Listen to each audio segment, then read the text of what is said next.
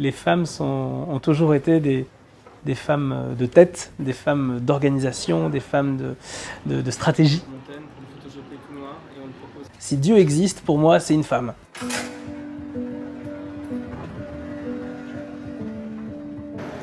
voyez, ici, on a beaucoup de restaurants chinois.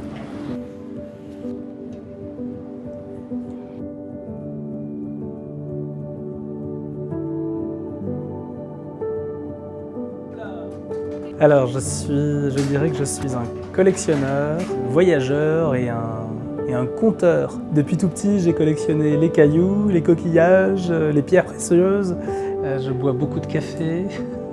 C'est un peu la confession, là. C'est un peu ça, là. J'ai besoin de commencer ma journée avec au moins 1,5 litre de café.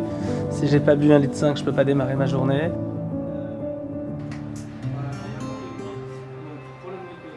En tant que designer, je trouve que le moment le plus intéressant, ce sont les essayages. Et le modéliste, en anglais on appelle ça aussi le draper, c'est celui qui va donner un peu le corps à votre idée. Et à ce moment-là, vous avez vraiment les deux moitiés du vêtement qui se rencontrent. Et nous, on travaille que sur mannequin, tous les volumes sont créés sur mannequin, on ne fait pas de coupe à plat. Donc ouais, les essayages, c'est magique parce que c'est là où tout d'un coup l'idée prend vie. Et moi, ce que je trouve très sexy chez une femme, justement, c'est un peu cette autorité, ce côté... donc dès qu'un vêtement va donner de l'autorité à une femme, pour moi, ça va être sexy. Et pourtant, ça peut être boutonné jusqu'en haut, bien fermé, on peut voir aucun décolleté.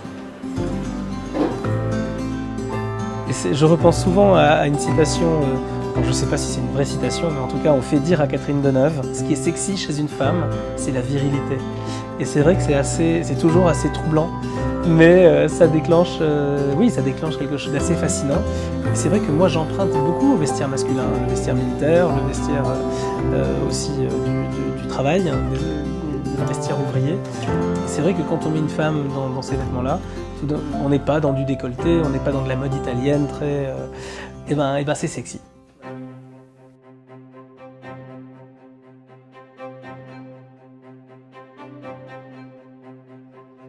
Avec mon papa, on a une collection d'uniformes de la guerre, de la Première Guerre mondiale, 14-18. Moi, ce que j'aime dans le vêtement militaire, c'est qu'il a deux fonctions. C'est qu'il a à la fois une fonction statutaire pour grandir le personnage. Quand tout d'un coup elle met le vêtement, naturellement les épaules se baissent, le torse se bombe, on rentre le ventre, on serre les fesses, tout d'un coup on a une allure.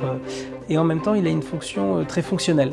Aujourd'hui, la femme travaille, la femme, elle vit peut-être pas forcément dans la même ville, donc il faut qu'elle puisse prendre leurs vêtements, les plier en 4, les mettre dans leur valise et pouvoir les enfiler. Qui est passé de guerre en guerre, de la Première Guerre mondiale, puis la Seconde Guerre mondiale, qui est passé dans le civil. Et en fait, les femmes se sont réappropriées jusque dans les années 2000, où les femmes n'avaient pas le droit de porter le pantalon. La loi existait, n'était plus du tout utilisée, mais la loi existait encore. Les femmes, elles mettaient des pantalons pour aller travailler, elles mettaient le bleu de travail. Et après, quand les hommes sont revenus de l'armée, ils sont revenus avec tous les uniformes, toutes les pièces d'uniforme. Et ces vêtements-là ont été transformés, réutilisés par les dames. Et donc en fait, petit à petit, le vêtement militaire a intégré le vêtement civil.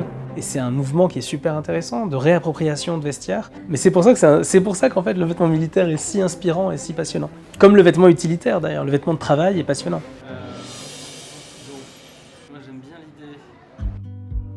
Alors, dans la collection Fabrique by Philippe Périsset, je voulais vraiment une inspiration militaire, parce que depuis toujours, je m'inspire à se mettre au service de la cliente chinoise, mais avec vraiment l'esprit de la marque Philippe Périsset. Donc, un travail au niveau des épaules, des manches, au niveau de la taille, qui soit des constructions très Périsset. Moi, ce que j'aime dans la mode, c'est sa dimension politique, sa dimension sociale. Professionnellement, alors j'ai fait mes études à l'école de la Chambre syndicale de la couture parisienne. C'est une école, par exemple, qui a fait Karl Lagerfeld, Saint-Laurent, pour vous donner des grands noms qui ont fait l'école. Sa mode a vraiment accompagné l'évolution, l'émancipation de la femme. Et moi, je trouve que c'est très important de comprendre aussi, de sentir la société, de voir ce qui se passe, les changements qui se passent dans la société. Et le vêtement doit être ce reflet, un outil qui aide les femmes à se sentir plus fortes, plus belles, pour avoir confiance en elles,